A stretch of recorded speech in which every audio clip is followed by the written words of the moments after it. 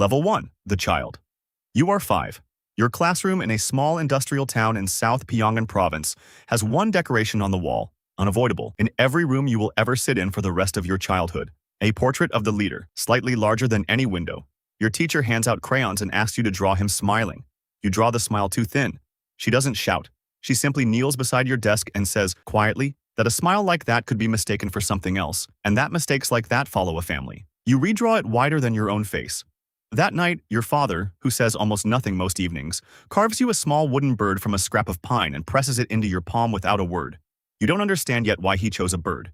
You are 5, and you have already learned that safety and accuracy are not the same thing. Level 2. The student. You are 7. School begins with 3 bows toward the portraits, and a recitation you will repeat so many mornings that by adulthood, you will have said it well over 2,000 times without once thinking about the words. Lunch is a thin corn gruel, stretched with ground husks to look fuller than it is. Some of the smaller children in your row have legs that swell slightly by winter. Nobody mentions this either. On Saturdays, your class is sent to clear irrigation ditches for 6 hours while loudspeakers on tall poles broadcast marching songs. Your palms blister and reopen every week in the same places, so they never fully heal. Level 3. The witness. You are 9. The town square fills on a Tuesday morning with every family from 3 surrounding blocks, your own included. A man kneels on a low wooden platform, hands bound, a placard around his neck listing a crime you don't fully understand. Something about a radio, something about a relative in the South. You are told to clap when it's over. You do. That night, for the first time, you understand that the loudspeakers outside your window that never turn off are not just noise. They are a kind of wall, built so that whatever else happens in the dark, the sound of the regime is always louder than it. Level 4. The survivor. You have one real friend, a boy named Dae-hyun, who lives 2 floors below you and shares his portion of dried squid on the days your stomach won't stop cramping. One evening, he tells you quietly that his older cousin managed to get a radio that picks up broadcasts from across the river, and that the world out there apparently has more food than anyone here has ever seen in one place. You grip his sleeve and tell him never to say that again, not even to you. 11 days later, his family's apartment is empty, doors sealed with a paper strip, and no adult in the building will answer when you ask where they went. You stop asking. You are 10, and you have learned that the fastest way to lose someone is to let them say the true thing out loud. Level 5. The performer. Every Wednesday, your family sits in a small circle for the weekly self-criticism session. Your father admits to arriving 4 minutes late to the factory floor. Your mother admits to preparing dinner before finishing her evening study assignment. You admit that you didn't bow low enough to the portrait that morning. Nobody is lying, exactly. Everyone has simply learned to hand over a small, harmless piece of themselves so that the larger, more dangerous pieces stay hidden.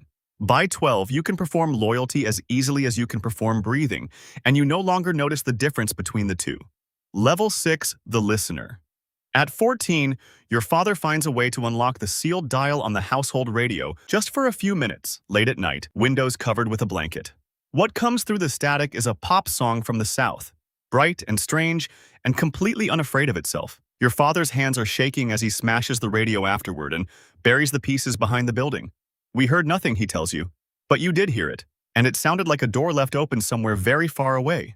Later, alone, you take the small wooden bird your father carved for you 9 years earlier out from under your sleeping mat and turn it over in your hands, and for the first time you think you understand exactly what he meant by it.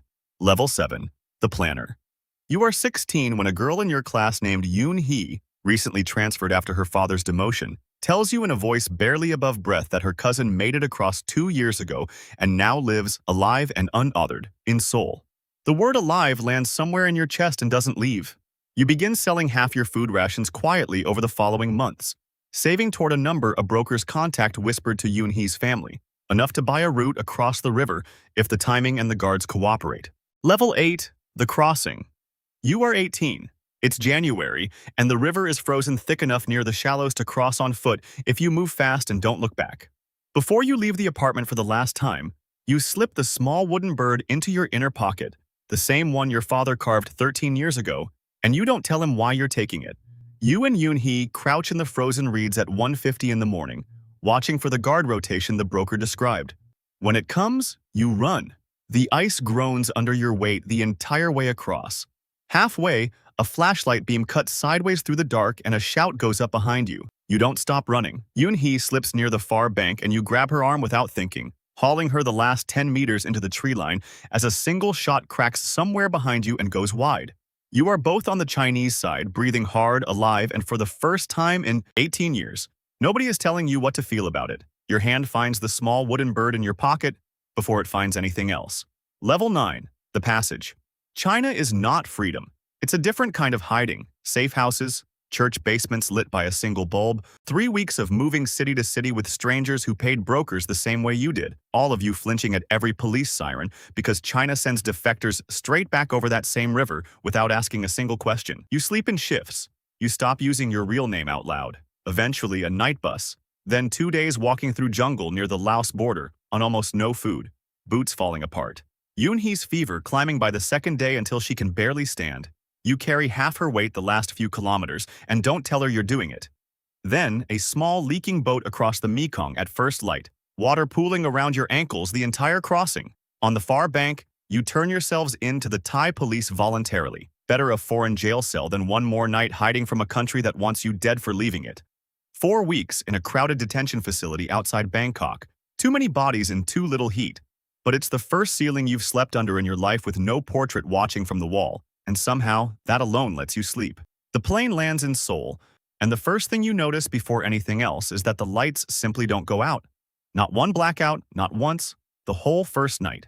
You spend 3 months in a resettlement facility learning things no one back home ever needed to explain to you. How a bank card works. How to fill out a job application. How to speak in a normal voice without first checking who might be listening. Your first trip to an ordinary grocery store breaks something open in you that the border crossing never touched. 50 kinds of rice. A wall of refrigerated food humming quietly to itself under bright lights. You stand in the aisle, frozen, completely unable to choose anything, and eventually walk out without buying a single item, because it turns out choosing is its own skill. Freedom, you learn slowly, is heavier to carry than you expected it to be. You check the locks on your apartment door 3 times before sleeping, every night, without deciding to. You apologize automatically for things that were never your fault, because back home, blame was never a small thing to hand someone. Yoonhee calls some nights crying, telling you she dreamed she was back there again, standing in the town square, clapping. You talk her down every time because you understand exactly what that dream is built out of. You take the small wooden bird out sometimes and set it on the windowsill of your new apartment, where anyone passing on the street below could see it if they cared to look up, which is a freedom in itself that took you a long time to notice. Word eventually reaches you, through a broker's careful and indirect channel, that your father was sent to a labor camp for failing to stop your crossing, and that your mother was relocated to a mountain district far from anyone she knows. You carry that news the way you carry everything now, quietly, without letting your face show its weight in public, an old habit from a country that punished any face that told the truth, one you are still, slowly, trying to unlearn. Level 10. The Witness Who Speaks. At 22, you start speaking anyway. You tell your story to a human rights group, then to a journalist, then to a lecture hall of 200 university students who have never once had to consider that a smile could be a matter of survival. Someone asks if it was worth it. You think about your father in that camp. You think about Yoonhee's nightmares. You think about the simple, impossible fact that you are standing in a room, answering a question out loud, and no one is writing your answer down in a file against you. Yes, you say. Every step of it. You reach into your pocket without thinking and close your hand around the small wooden bird your father carved for a 5-year-old who had just learned to draw a safer smile than the truth. You finally understand, 17 years later, standing in a room where your own voice belongs to you, exactly why he chose a bird and not anything else. Because somewhere back across that frozen river, there is still a portrait on a wall, still a room full of people learning that their own faces are the most dangerous thing they own. And the only weapon you have left against that is refusing to stay silent about what it cost you to leave.